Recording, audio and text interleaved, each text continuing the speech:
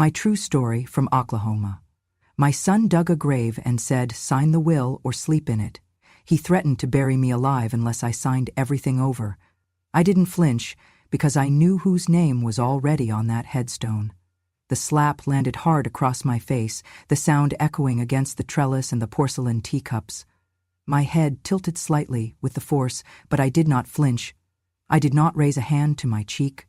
I simply looked up at my son Jared, standing there, in his pressed linen suit, sweat beading at his temple, a shovel clenched tight in his hand.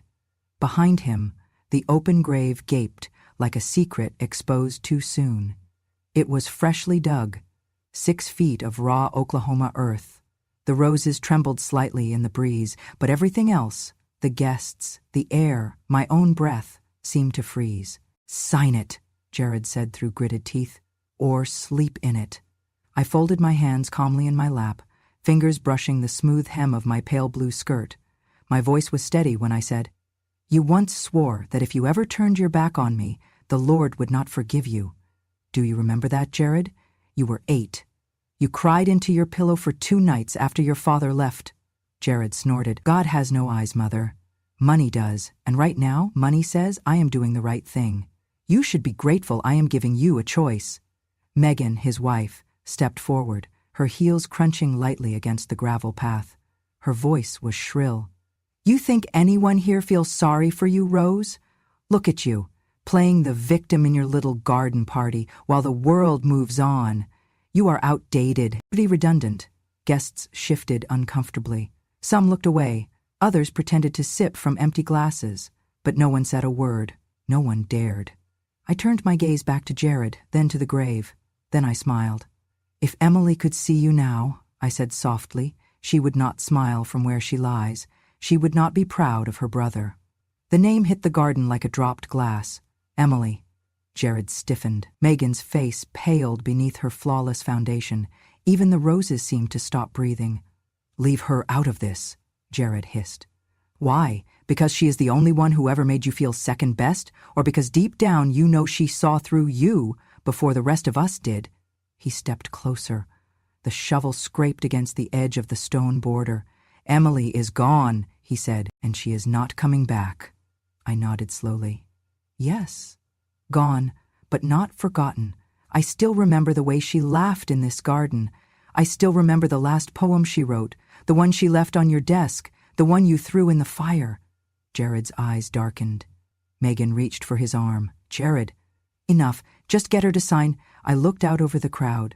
Familiar faces, neighbors, church acquaintances, a few cousins. All had once eaten at my table.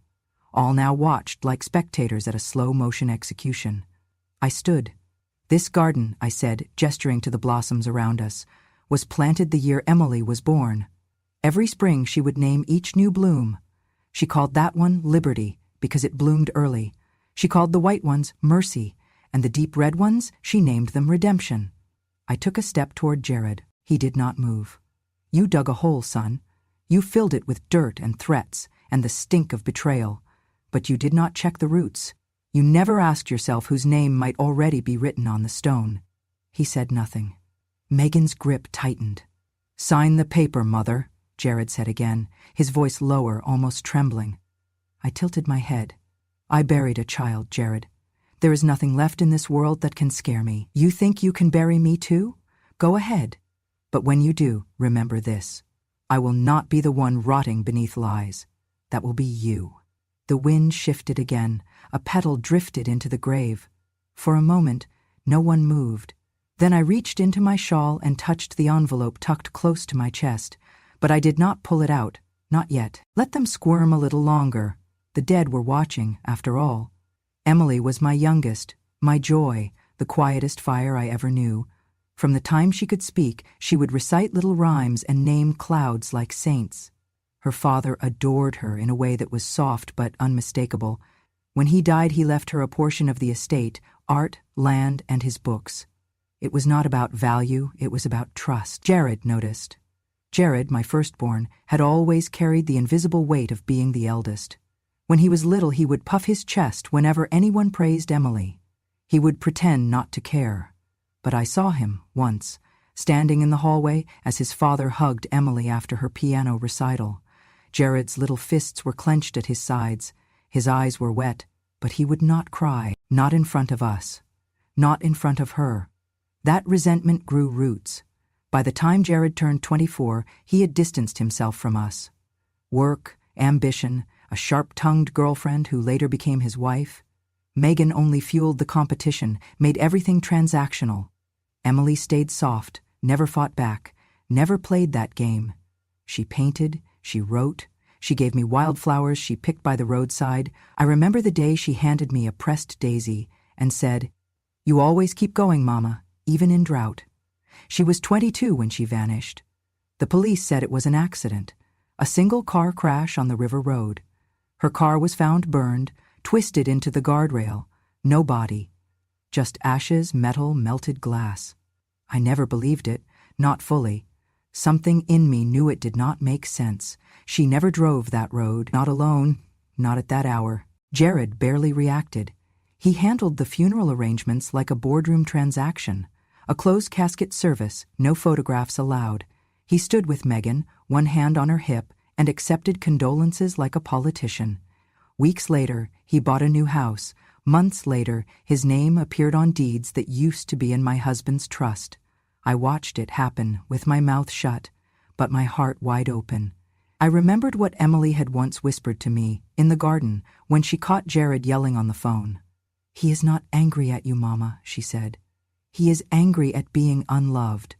He just never learned the difference between love and possession." That line stayed with me. Now, standing above the grave he dug for me, I asked myself the question I had been too afraid to say out loud. Whose body was really in that car? Or had Jared not buried Emily at all, but a part of himself? Perhaps the part that once cried for butterflies, for bedtime prayers, for his mother's approval. Perhaps he buried the boy he could never become. And now he stood before me, trying to bury me too. But I had already survived the worst. I had survived losing her. And that made me dangerous. Emily was light. That is the only word I ever felt matched her. Not just because she was fair-haired and soft-spoken, not because she liked white linen dresses and walked barefoot in the garden even after the frost settled, but because she carried something gentle in her, something unbreakable in its grace. She was the kind of child who asked questions like, "Do sunflowers get lonely when the sun sets?" She was not like Jared, and that was the beginning of everything. From the moment she could talk, she had a way of making people pause. Her voice had a cadence that made you listen. My husband, Charles, adored her. He called her his sunbeam. Jared noticed. Of course he did. He was 7 when Emily was born, old enough to understand what it meant when his father stopped calling him first and started carrying a tiny pink bundle into every room like it was the heart of the house. I remember the day Jared stood by the doorway, watching Charles rock Emily to sleep. His fists were clenched so tight his knuckles went white. I had baked cornbread that morning. The smell should have been comforting. But that image of Jared, silent, eyes burning with something he was too young to name, has stayed with me longer than any scent or taste. Charles never meant harm, but he came from a line that believed sons must be strong and daughters must be cherished. Jared was expected to lead, to carry, to sacrifice. Emily was simply loved. When Charles died unexpectedly of a stroke, Emily was 16. Jared was already off at college, struggling to meet the expectations no one had voiced, but he felt in every bone. Emily grieved quietly. She wrote poems and planted more roses. Jared came home colder. He blamed her, though he never said it, not directly, but his eyes did. The will, Charles's final message, left equal shares of everything to both children, but he added one line. "For Emily, the lake house and the trust I began in her name, use it for her art, her books, her freedom." Jared read that line 3 times. I saw his jaw shift. He folded the will with care, but his hands were shaking. After the funeral, Jared never came back home the same way. He visited, yes, but it was different. Shorter stays, colder greetings. Megan came into the picture around that time.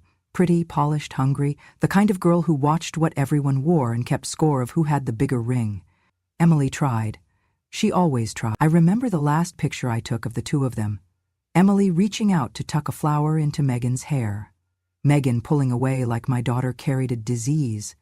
Jarrett laughed nervously and took Megan's hand. Emily smiled, but it never reached her eyes.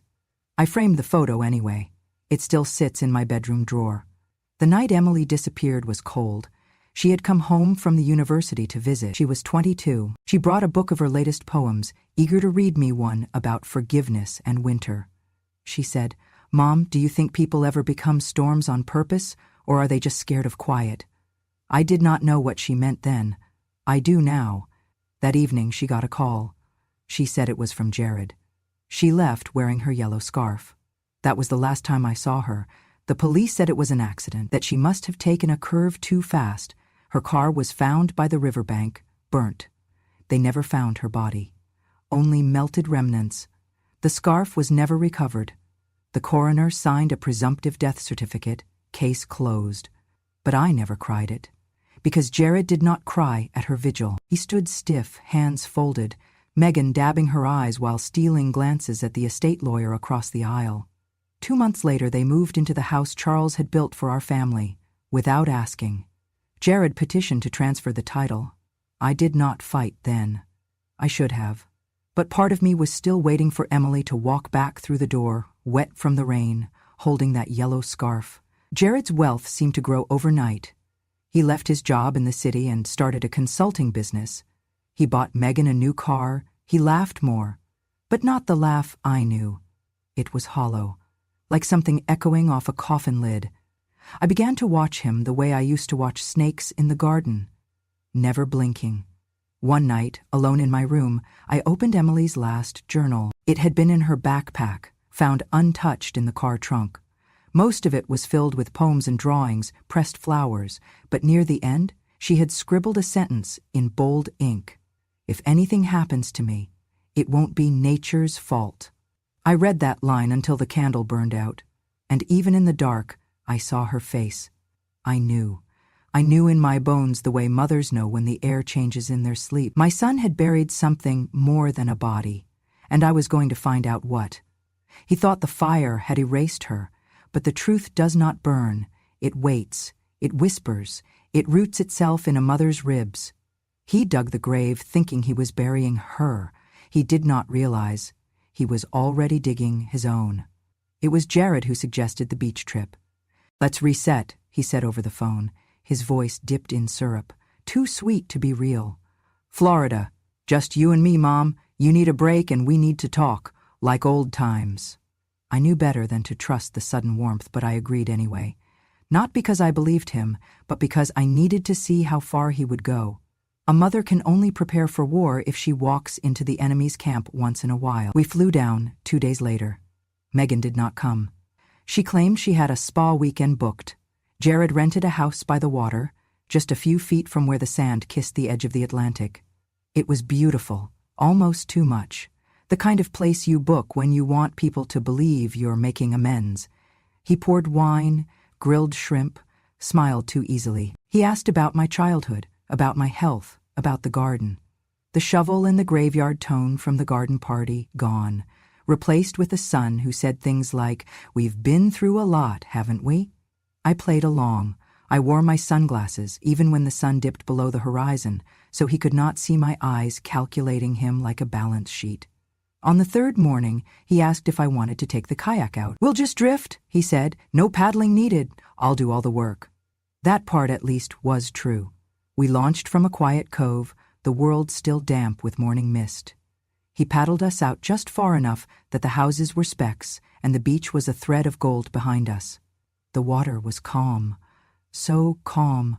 I remember thinking it felt like glass, deceptively still. "Do you remember when Dad took us to Lake Texoma?" he asked suddenly. I did. Emily had worn that ridiculous sun hat, and Jared had thrown her into the water out of jealousy. Charles had laughed too loud. Emily had cried. Jared had claimed it was just a joke. I turned to him now and said, "Yes, you pushed her." He smiled. "Some people were never meant for deep water." Then he stood, just slightly, enough to rock the kayak. I gripped the sides, steadying myself, but he moved again, this time leaning hard to the right. "Careful," I warned. "Mom," he said softly. You know how tired I am, don't you?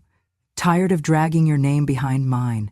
Tired of waiting for things to pass to me when they should already be mine. You've had a good life. You've had enough. And with that he shifted his weight with intention. The kayak tilted. I slid. Water swallowed me like a closing mouth. I remember the cold first, then the silence, then the way panic tried to climb into my throat and scream its way out. But something else surfaced instead. Emily. She had taught me how to float, how to move slowly in the water, to trust the stillness, to never fight the current unless you were sure where it led. We had trained for a summer trip to Europe, but we never made it. Still, the lessons stuck. My limbs remembered even when my fear forgot. I surfaced, gasping. Jared was already paddling back, shouting, "She slipped! She slipped!" To no one. I watched his back, and in that moment, soaked and betrayed in the middle of the Atlantic, I made a promise to myself that did not require thunder or a witness. I would survive, not just the water, not just the lies. I would survive him.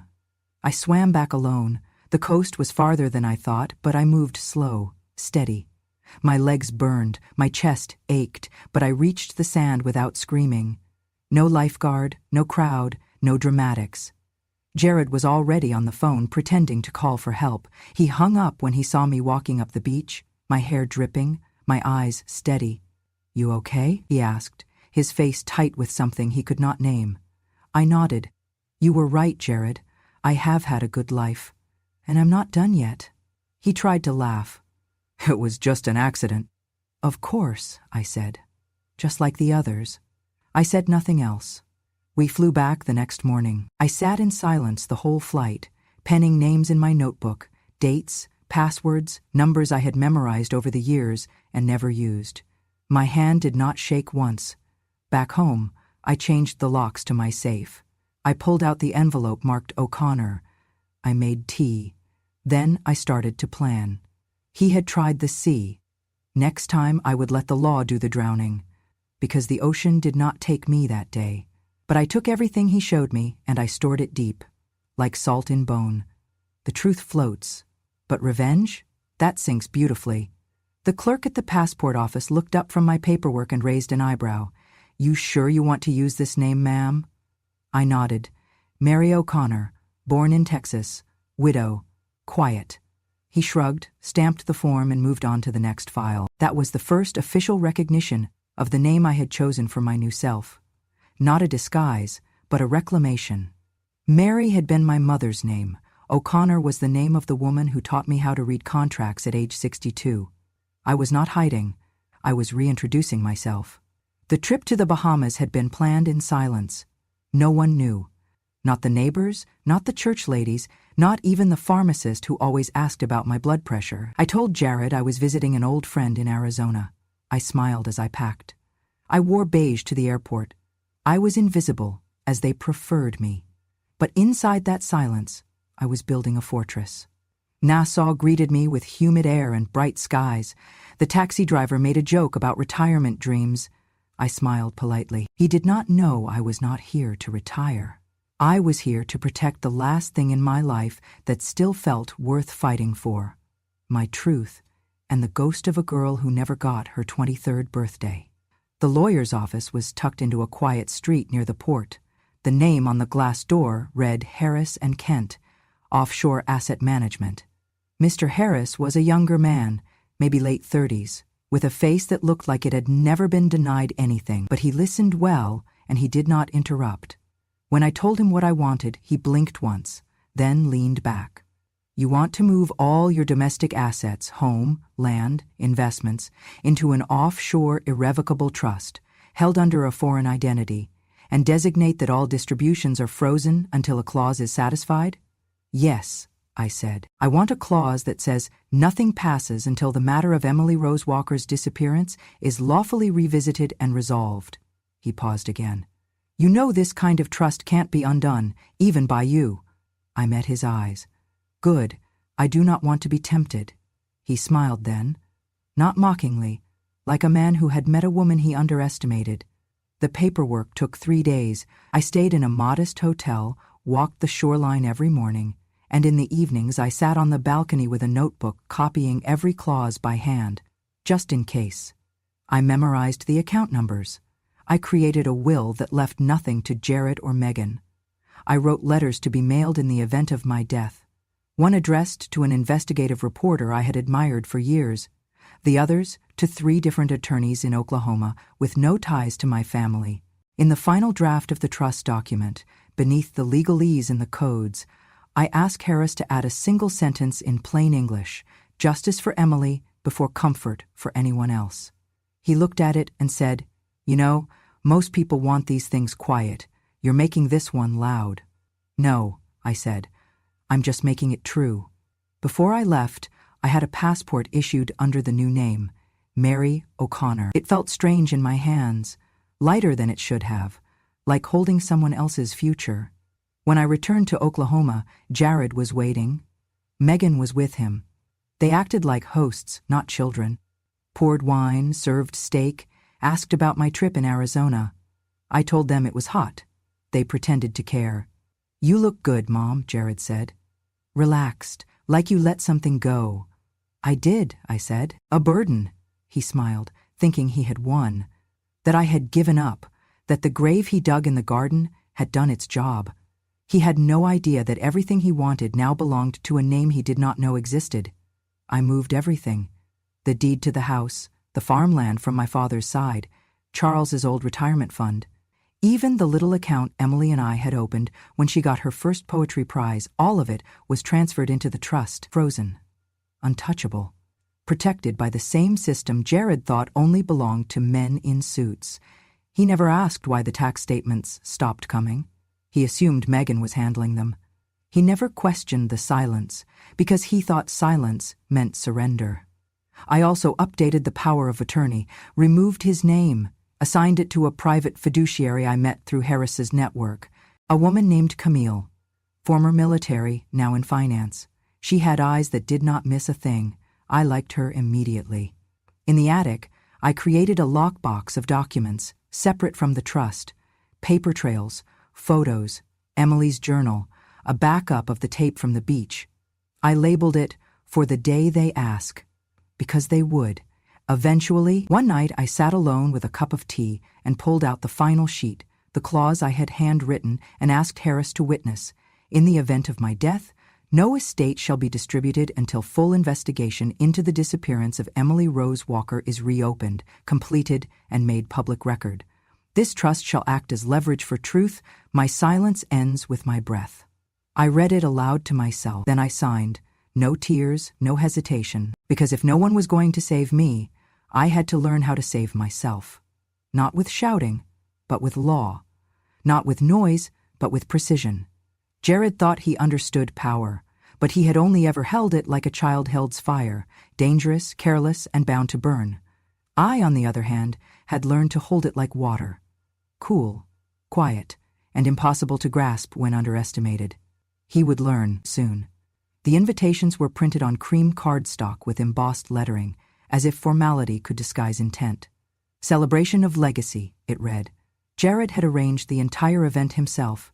Caterers, string quartet, waitstaff dressed in navy. It was held in the very same garden where the first grave had been dug. This time there was no shovel in sight, only champagne. Megan greeted the guests with a practiced smile.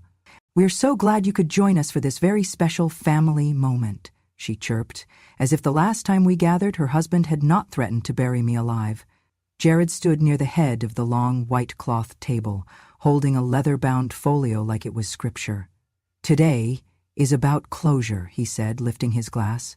"About honoring the past, securing the future, and keeping our family's legacy intact." He gestured for me to sit at the center seat, a throne among polished silverware. I did not resist. I wore blue again, the same shade I had worn at the last confrontation. It had become my armor. People clinked glasses, toasted to dignity and heritage. There were a few familiar faces, our old neighbor, Jared's former teacher, a cousin who never called but always showed up for free wine.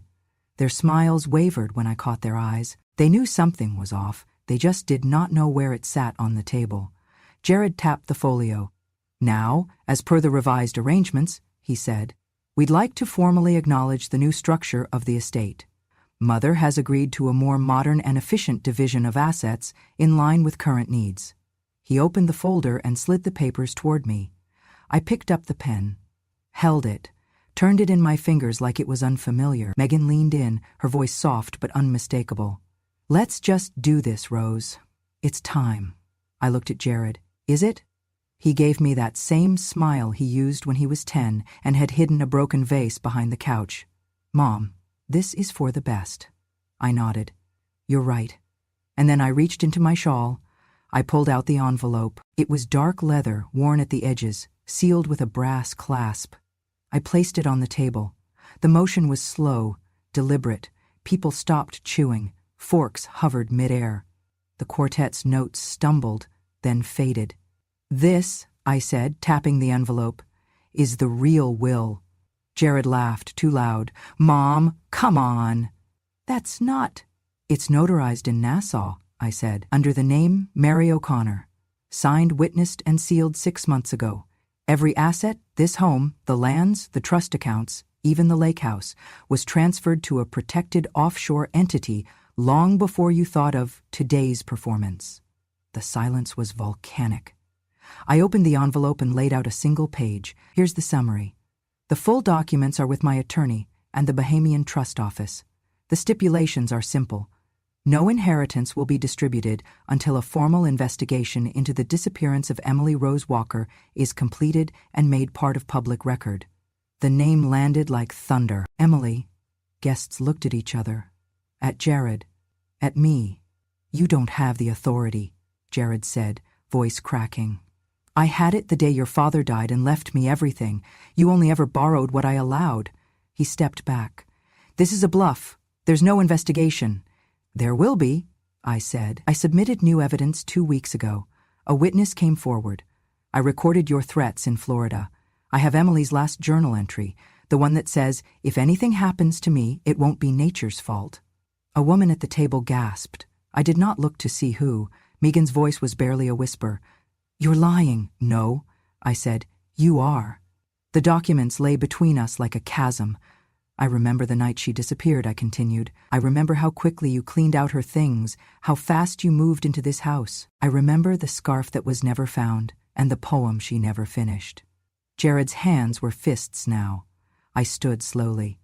You dug a grave, Jared, but not for me, and not for Emily. You dug it for the part of yourself that still knew right from wrong, and now it's come to collect. He lunged toward the documents, but someone grabbed his arm. It was Megan. Stop, she hissed. He looked at her, stunned. What? She pulled away from him, her face pale. What did you do? I stepped back from the table. There's a reason the dead are called the departed. It's because they are not truly gone. They hover, they haunt, and when the time is right, they speak. The wind picked up then, sudden and sharp. A napkin flew across the table. The candles flickered. I turned to the guests. You came here to witness something. And you did. You witnessed the end of silence. I picked up the documents, folded them carefully, and slid them back into the envelope. Jared was breathing hard. Megan would not meet his eyes. I looked at them both. This house is no longer yours. It never was. Everything you thought was waiting for you is now behind a door you cannot open. Not until Emily has her say. The guests began to rise, unsure of whether to speak or slip away. I left them all there, in the garden, among the roses that Emily once named. I walked back into the house she loved and locked the door behind me, because the truth had bloomed, and no one could prune it now. I handed the detective the USB drive like I was offering a match to dry kindling. He looked at it, then at me, brows slightly raised. What is this, ma'am? My son, I said, forgetting that the sea has ears. It was the recording I had made on the kayak in Florida. Jared's voice, calm, too calm, as he confessed his weariness, his entitlement, his plan. His final words before rocking the boat still haunted me. You've had a good life, you've had enough. On the recording, my splash was audible, my silence afterward even more so. The detective listened to the first 30 seconds, then stopped the playback. We'll need to log this. And the original journal? I slid the Ziploc bag across the table. Inside it, Emily's soft brown leather journal, edges frayed, pages brittle from time, but the ink was still legible. On the second to last page, scrawled across a watercolor of a red tulip, she had written, "If anything happens to me, it won't be nature's fault." Start with Jared. They took photos of every page, every pressed flower, every circled date. The detective called in a second officer, a female one. They spoke in hushed voices, then asked me gently to go home and wait. I did not wait. I watched. I parked outside the courthouse the next morning, dressed in gray, hair tied up, invisible. Like most old women in this town, I had learned to blend into benches and doorways, but I saw the squad car pull up to Jared's office. I saw the moment he was let out in cuffs. Face tight, jaw clenched, his suit jacket wrinkled like it had turned on him too. News travels fast in Oklahoma. By sundown, every local Facebook group had a theory. Some called it a mistake, others swore they always had a feeling. The most telling post came from a former classmate of Emily's. He hated that she was smarter, that she had more light. If you knew them, you knew it. Megan was gone before they even knocked on their front door. Disappeared. Left behind a single text to a mutual friend. "I told him not to dig so deep. I told him the past isn't dirt." The next day, the DA announced the reopening of Emily's case. The fire marshal reclassified the car blaze as suspicious. A neighbor, quiet until now, came forward to say she had seen Jared and Emily arguing in the driveway that night. "He grabbed her arm," she said. "It wasn't brotherly." I watched the press conference from my living room. The house was silent except for the reporter's voice. Authorities are reviewing new evidence surrounding the 2017 disappearance of Emily Rose Walker, presumed dead after a car accident that may have been staged. Her brother, Jared Walker, is in custody, pending further investigation. I sat very still. The air around me didn't move. Then I reached for the photograph on the shelf. Emily at 17, laughing, wind in her hair. I whispered, "We're not done yet, sweetheart, but we're closer." Later that night, I found myself back in the garden.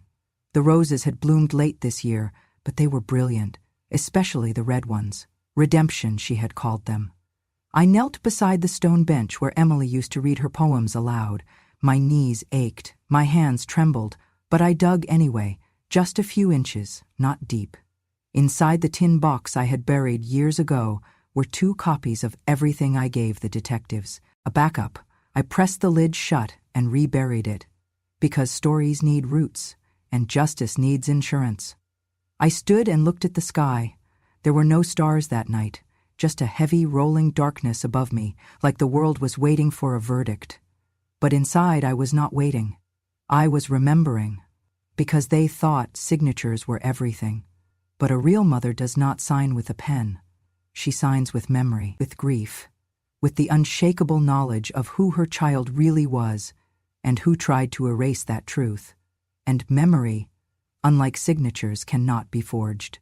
The letter came folded into a plain white envelope, no return address, just my name scrawled in handwriting I had memorized long before I ever taught him how to write it. Jared, my son, the same boy who once held my hand at the doctor's office, who once cried when he saw a bird fall from a nest, the man who had tried to drown me, who may have killed his sister. I stared at the envelope for nearly an hour before I opened it. Inside, his words bled onto the page, like a man unraveling. There were no greetings, no dear mom, just confessions. "I do not know how to explain what happened," he began. "Or tell me the words, Thomas at sea is as long as memory, for Eleanor is 25 years. There is no excuse that can bring her back. If she is truly gone, there is no lie I can untell that will make you forgive me, and I do not expect forgiveness. But I remember things now, things I have tried to forget. I remember her laugh. I remember the poem she wrote for Dad's birthday. I remember the way you used to braid her hair. I remember hating that she was softer, because I thought it made her weaker. But she was stronger than me, wasn't she?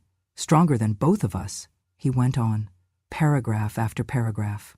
He said he had lost himself, that Megan had encouraged his ambitions, that he did not mean for the fire to happen, that it was an accident, that he just wanted her gone, just for a while, so he could claim what he thought was his. I see now what I've done. I see it in the silence of this cell, in the way the guards look at me, in the way I hear her voice in my dreams, and she never forgives me there either. He ended with a plea. Come visit. Please. Let me look you in the eyes and tell you that I know I failed you, that I failed her. Let me try to be a son, even for a moment, even if you never speak to me again. I folded the letter carefully and slid it into the drawer next to Emily's last journal. Then I picked up my keys and drove to the county jail. The building was gray, square, lifeless, the kind of place that felt cold even in summer. I walked through the metal detectors, handed over my ID, sat through the security check. They led me down a narrow hallway that smelled like bleach and sweat. The guard opened the door to the visitation room and nodded toward the glass partition. He's in booth 3. You've got 20 minutes. I sat down. Jared was already waiting on the other side of the glass. He looked thinner. His eyes were sunken. There was a tremor in his fingers as he picked up the receiver. I did not touch mine. His mouth moved. Mom! I shook my head. He froze. I reached into my purse, pulled out a small envelope of my own and held it up. Then I slid it into the tray. He took it slowly, cautiously, as if it might explode. He opened it.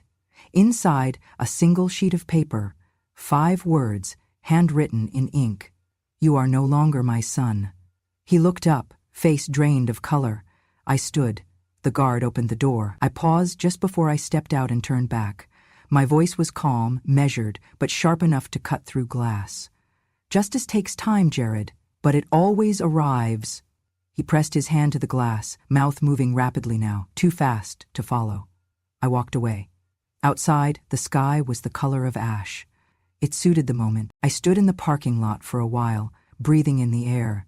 Then I got into my car and drove home, not with grief, but with clarity. At home, I lit a candle in the hallway. Emily used to say candlelight made everything feel safer, softer. I watched the flame flicker and thought about all the ways a family can break, not with violence, but with decisions made in silence, in greed, in unchecked envy. That night, I wrote in my own journal. Just one line. He thought he could drown guilt, but guilt swims. I slept well for the first time in weeks. Not because I had peace, but because I had chosen my side. And it was no longer his. The plane touched down on a cloudy Dublin morning. Rain tapped the window beside me like a gentle reminder. I had come through fire and flood, and now, at the end of it all, water would welcome me home. Not the home I had known, but one where the truth could live without fear. I stepped off the jet bridge slowly, my knees stiff from hours in the air. The airport smelled like damp wool and strong coffee. Travelers rushed around me. Businessmen, couples, students dragging backpacks twice their size, but I walked with purpose. I was not here for sightseeing. I was here because of a letter. 6 weeks after Jared's arrest, a package had arrived. No return address. Inside, a single photograph and a note. The photo was old, grainy, blurred by motion, but unmistakable. A woman with dark hair sitting on a bench near the River Liffey. She wore a blue coat. Her face was turned just slightly to the side. The angle should have made her features indistinct, but I would have known that posture anywhere. The note was written in a hand I had not seen in nearly a decade. Mom, don't wait on the porch too long. I read the sentence over and over again, the Vietnamese phrase we had shared quietly in her childhood. Don't wait too long on the porch, Mom. The last thing Emily had whispered to me the night she disappeared. She had kissed my cheek, scarf wrapped tight, a book of poetry tucked under her arm. Now, here I was, half a world away, walking through the terminal with her name tucked into every heartbeat. I passed customs, stepped outside, and looked up into the soft Irish sky. It was misting. Not raining, not yet. The kind of weather that made your coat damp but your soul quieter. And then I saw her. She was standing near the cafe across the plaza, next to a man pushing luggage. She held a green umbrella, hair darker than I remembered, but pulled back in the same lazy knot she always wore when she was thinking.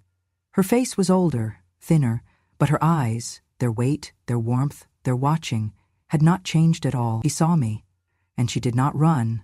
She walked, every step slow, cautious, like a deer emerging from brush. I stood frozen, afraid to breathe, afraid the moment would collapse under the weight of my hope. Then she stopped 2 feet away and whispered, "Hi, Mom." I broke.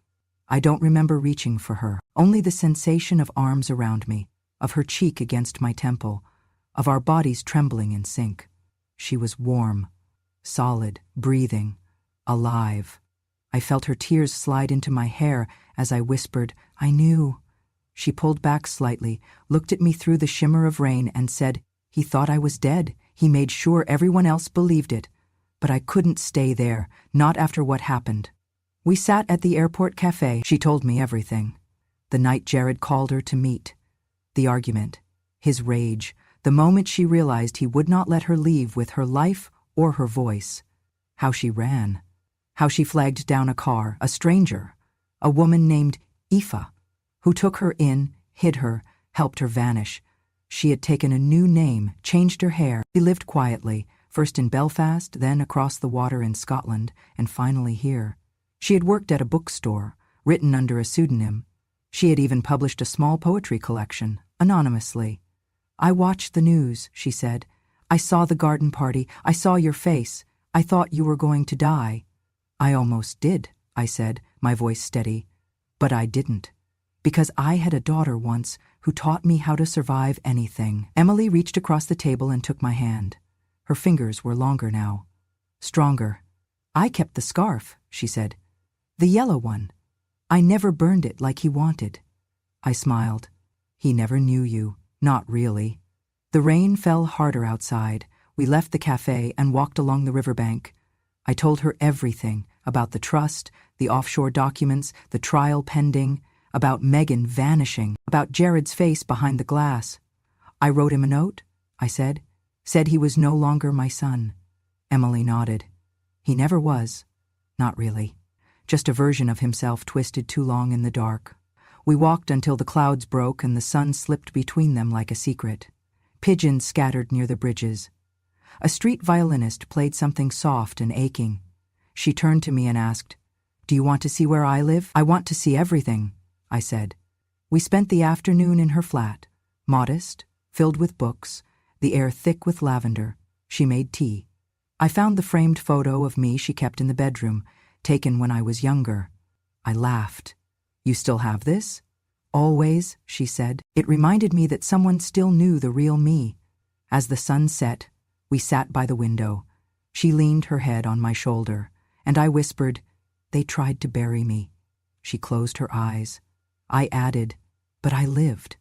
Then I looked at her, at this woman who was both my child and a stranger I would spend the rest of my life rediscovering. "And Emily," I said, "you never died." She smiled then, and in that moment we were no longer ghosts. We were fire. We were rain. We were the truth that refused to stay buried. If you're still here, listening, thank you. This wasn't just a story about betrayal. It was a reminder that even the quietest mother can carry the sharpest memory. That silence isn't surrender, it's preparation. And sometimes, the ones you try to bury come back holding the truth in both hands. I lived through what many wouldn't believe. But I didn't tell this for pity. I told it for the women still waiting on that porch, for the daughters still missing, for the mothers who remember everything, even when no one asks. If this story touched you, if you felt the weight of every word, I ask one thing. Subscribe to Grandma True Stories, because the world needs to hear what happens when the forgotten woman finally speaks. And trust me, this was just one truth. There are many more, and I remember them all.